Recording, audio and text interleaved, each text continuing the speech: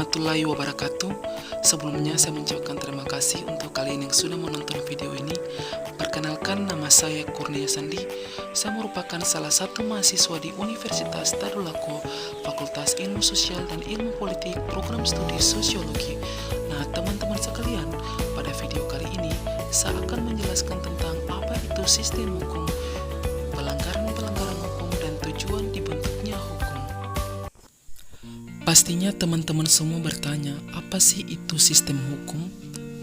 Sistem hukum adalah suatu tatanan hukum yang terdiri atas sub-subsistem hukum yang tersusun secara sistematis atau sel-tematik untuk mencapai aspek eksistensial manusia dalam hidup bermasyarakat. Setiap negara, termaksud Indonesia, memiliki sistem hukum untuk mengatur pemerintahannya. Sementara hukum adalah peraturan atau adat yang secara resmi dianggap mengikat, yang dikukuhkan oleh penguasa atau pemerintah. Dan negara kita sendiri menganut sistem hukum Eropa, yaitu kontinental atau civil law. Hal ini dapat kita lihat dari sejarah, politik hukum, sumber hukum, dan sistem penegakan hukumnya. Pelanggaran-pelanggaran hukum yang sering dilanggar atau sering dilakukan oleh warga negara Indonesia, mari kita lihat gambar dan penjelasan di video berikut ini.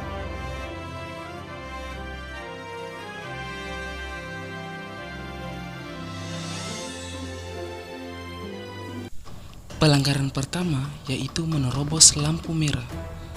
Sahabat pasti sering menemui contoh kasus seperti ini. Lampu merah menyala, namun diterobos oleh si pengendara mobil atau motor. Hal ini mereka lakukan dengan dalih terburu-buru atau tidak sempat melihat lampu lalu lintas. Menurut sebuah penelitian, contoh kasus semacam ini cukup sering terjadi di kota-kota besar. Kasus pelanggaran lalu lintas ini tergolong berbahaya. Soalnya, si penerobos lampu merah bisa saja ditabrak atau menabrak oleh kendaraan lain bila tidak berhati-hati. Pelanggaran hukum yang kedua yaitu mencuri. Pencurian sebagaimana diatur dalam pasal 362 KUHP, yaitu barang siapa mengambil sesuatu barang yang seluruhnya atau sebagian kepunyaan orang lain dengan maksud untuk dimiliki secara melawan hukum diancam karena pencurian dengan pidana penjara paling lama 5 tahun atau pidana denda paling banyak Rp900.000. Pelanggaran hukum yang ketiga yaitu penggunaan obat-obatan terlarang atau narkoba. Pelanggaran hukum kali ini sudah tidak asing lagi di telinga kita. Ini merupakan pelanggaran yang paling berat dan apabila kedapatan akan dipenjarakan. Bahkan jika sudah diperjualbelikan dalam jumlah yang besar, akan dieksekusi hukuman mati.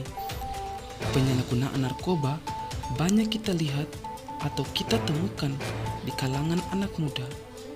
Bukan hanya di kota-kota besar, tetapi narkoba sudah masuk ke pelosok-pelosok desa.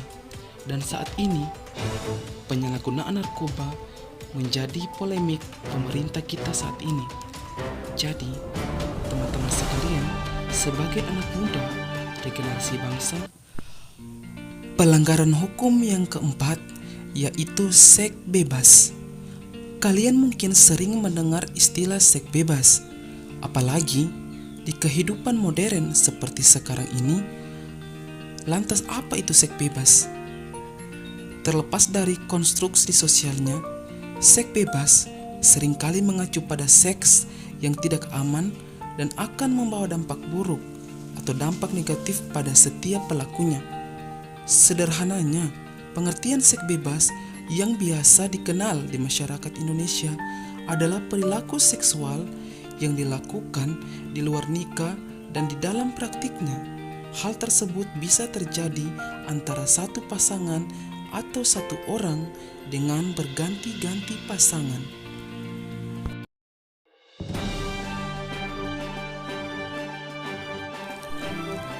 Pelanggaran hukum yang kelima yaitu korupsi.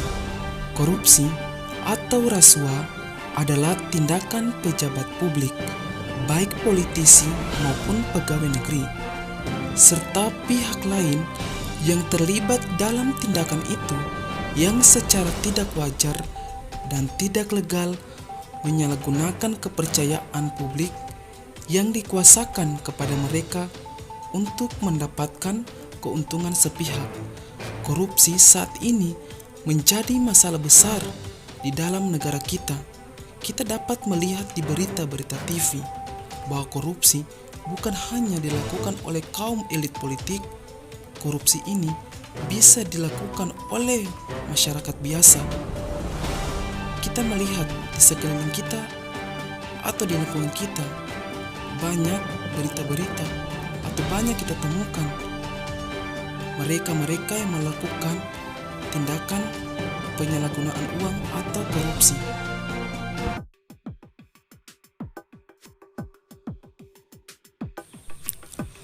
Pelanggaran hukum yang keenam yaitu penebangan pohon secara liar. Penebangan pohon secara liar merupakan tindakan yang paling melanggar hukum. Tindakan ini sering dilakukan oleh orang-orang untuk memenuhi kehidupannya. Seperti kita ketahui bersama, Indonesia memiliki hutan yang kaya akan keragaman jenis populasi di dalamnya. Namun, seiring dengan berjalannya waktu, Indonesia menjadi hutan yang paling terancam di dunia. Terkikisnya hutan karena penebangan liar menjadikan faktor utama yang diperkirakan 70-75% dari kayu yang dipanen ditebang secara liar. Dari perspektif ekonomi, penebangan liar telah mengurangi pendapatan dan devisa negara, serta diperkirakan kerugian negara mencapai 30 triliun per tahun. Di lain sisi, penebangan liar dapat mengakibatkan kurangnya resapan air yang dapat mengakibatkan bencana banjir dan tanah longsor. Pelanggaran hukum yang ketujuh yaitu penangkapan hewan secara liar. Tindakan penangkapan hewan secara liar merupakan tindakan yang sering dilakukan oleh warga negara kita. Penangkapan liar adalah pengambilan hewan dan tanaman liar secara ilegal dan bertentangan dengan peraturan konservasi serta manajemen kehidupan liar. Perburuan liar kan pelanggaran terhadap peraturan dan hukum perburuan.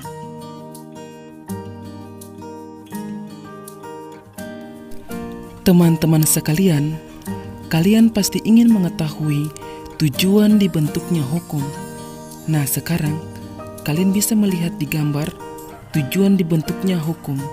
Yang pertama, mewujudkan kemakmuran. Yang kedua, mewujudkan keamanan. Yang ketiga, keadilan. Yang keempat, mewujudkan keteraturan. Yang kelima, penggerak pembangunan. Yang keenam, kebahagiaan. Dan yang ketujuh, fungsi kritis. Teman-teman sekalian, itulah tujuan dibentuknya hukum.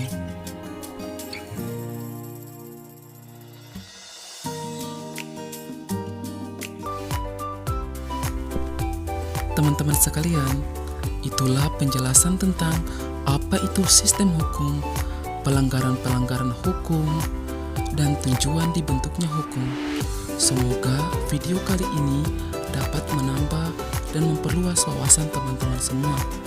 Saya mengucapkan terima kasih untuk kalian yang sudah menonton video ini. Jangan lupa like dan subscribe.